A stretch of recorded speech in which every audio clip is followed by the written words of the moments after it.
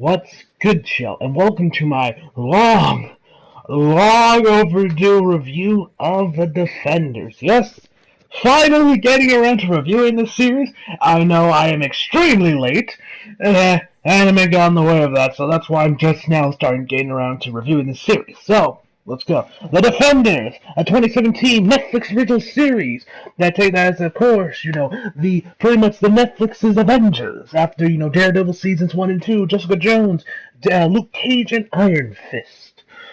So, let's talk about it. So the cast includes, of course, Sigourney Weaver as Alexandria, Kristen Ritter as Jessica Jones, Charlie Cox as Daredevil, Finn Jones as Danny Rand, and Mike Coulter as Luke Cage, Eldon Young as Elektra, Rosio,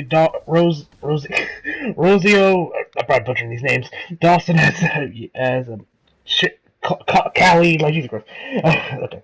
And many more. You guys know the cast, and you guys know the casting. So, the story of this series is, of course, after the event of Iron Fist, the Iron Fist season 1, Daredevil season 2, the Hand has finally, the Hand is finally making their moves. They resurrect Elektra, and we see the 5 fingers of the Hand with Sigourney Weaver's character, Alexandra, as the head honcho of the Hand, and she wants,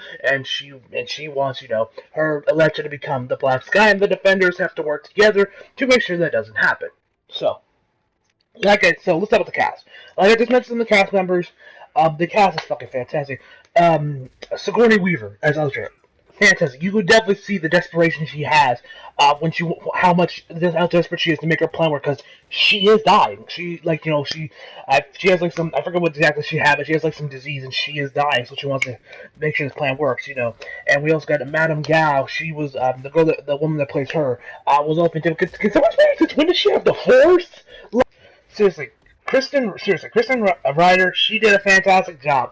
She's still the drunk superhero that doesn't give a fuck, that she doesn't want any business, but she has to because of Lee, which I love about the series. Is that they all don't come in together they all have something that means Daredevil. It's because he is Jessica Jones' attorney, so he gets in the middle of the. Jessica Jones gets involved because she is following a lead on a case that she's working on. We got Luke Cage is getting involved because he's trying to help out some kids from Harlem, and we also got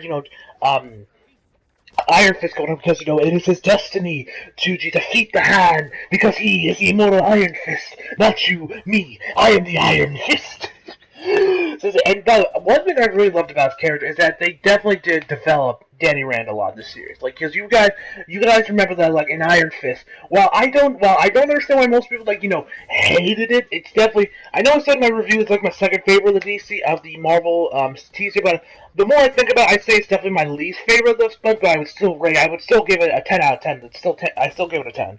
I still fucking love the music. Was amazing, the actors, everything was great. It was just Danny saying that he's the immortal Iron Fist every 5 seconds. It get annoying at times. Kathleen, Colleen Wigg. She was Jessica Hedwig as Colleen. She did a fantastic job. She was definitely my favorite part of the Iron Fist series, and I love that she is, how she gets a lot of screen time, which is nice to see. But Foggy and Karine are definitely in the backside. They're definitely more in the back. They're rarely in the series, at all. But like I was saying, she steals the show, and back to the character development with Iron Fist. I also lost my train of thought for a second there.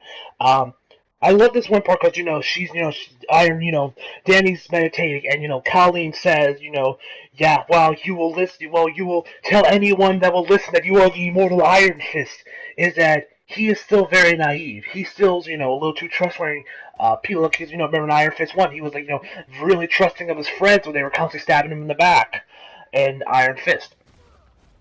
And yeah, so it's I love the character that he is. That concept, he is still, while he is, the immortal Iron Fist, he's still a very naive kid looking for a home. He's still trying to find his family. And the Defenders and New York and Colleen are his family. I love how they definitely really do develop Danny Rand. It doesn't say he's the immortal Iron Fist every 5 seconds. Like then I was like, I am the Iron Fist. I am the Iron Fist. I am the immortal Iron Fist. I am the immortal Iron Fist. Did I mention I'm the immortal Iron Fist? And one thing that I absolutely fucking loved about the series was the chemistry. Because actually, there's a lot of scenes where we have just Daredevil and Jessica Jones talking, and a lot of scenes where we have Iron Fist and just Iron Fist and a Luke Cage talking. And while Jessica Jones and Daredevil both have amazing chemistry together, I love those two together. They don't compare to the chemistry of Luke Cage and Iron Fist. Like seriously, Mike Holder and Finn Jones have amazing. I low-key want a Netflix series completely dedicated to those two, just called The Adventures of Luke Cage and the Immortal Iron Fist. I don't know. They just have so much chemistry. There's this part where he's tied up, and Luke Cage just reading newspapers like, "Why don't you tell me how you punched the dragon and got your magic?" He's like, "It was the Immortal Choice." Like, dude, I was kidding. They just had so much chemistry together. I was dying laughing whenever they were on screen. It was just, and also the guy, and also Scott Glenn as Stick, fantastic job. Fantastic job. I'm gonna stay spoiler free. He was fantastic as well, Stick. I loved him. The comedy was great, the music was fantastic, and the action scenes were great. The trailers, the one where they're in that corridor, fantastic, and a lot of the other action scenes were also really done. Now, as far as flaws I had the series, I really only had one, and it was really with Elektra. And by that I mean I really didn't give two shits about her, or really her relationship with Daredevil. I didn't really give a shit when I was watching Daredevil season 2, and I really don't get you. I mean, yeah, they have great chemistry together. Their acting is great. It's just mostly that I personally just don't give a shit. I don't know if there's just something about Elektra that isn't just clicking with me. I don't know. It's just like I don't know. I just like something I just don't like. I'm not really a big fan of Elektra, honestly. I enjoyed her. She was nice to see, but it was just like I don't know. You know those characters that are well written or well acted that you just you don't really just couldn't really give a shit about, guys.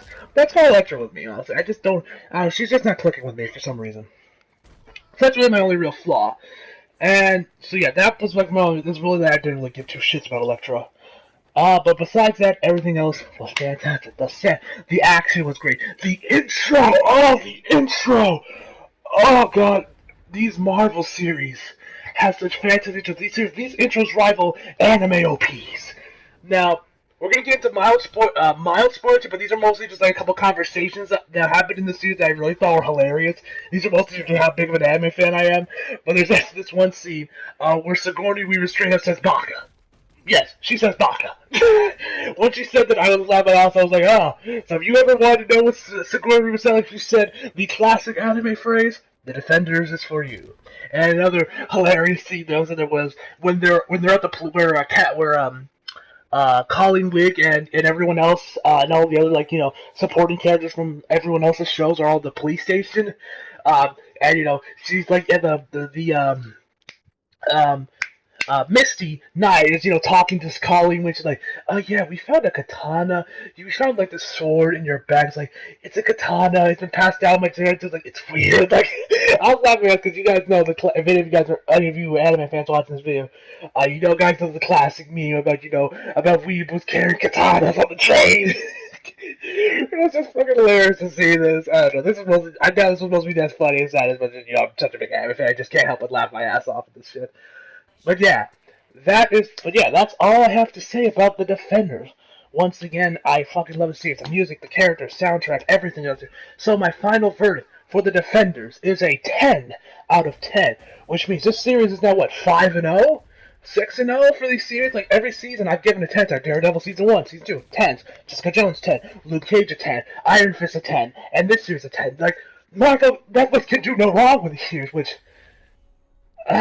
makes me kind of disappointed that Disney's now starting their own, streaming service and they're kind of cutting ties with Netflix after, their contracts after, Daredevil Season 3, Jessica Jones Season 2, Luke Cage Season 2, The Defender Season 2, and, Iron Fist Season 2, they're going to have to put all of them on their streaming service, which kind of sucks because I don't really plan on getting it. Guys, I wish they were selling Netflix. Maybe they could work on some deals with the series still air on Netflix. Because I love these series. I can't wait to see it. In case you guys wonder if I'm going to review The Runaways, I'm not. Because, one, it's on Hulu. I don't have Hulu, and two, I'm not really that interested in it. So, no. I'm not going to review that series. So yeah, guys. So now my updated ranking of the I guess you could say the Netflix MCU would be Luke Cage at number one. It is still my favorite. The Defenders, Jessica Jones, um, Daredevil, and then then Iron Fist. That's my least favorite one. The more I think about it, Jessica Jones and Daredevil are far better series. But yeah, and also stay tuned, guys, because probably by the end of this week I will have a review up for The Punisher. So yeah, I'm super hyped to watch that series. And now, if you guys will excuse me, I'm going to go catbot Survivor Series.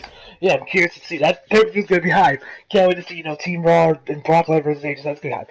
So yeah, guys, hope you guys enjoyed the video. Leave a like if you did, subscribe if you're new, and as always, come back for more. See you guys next time.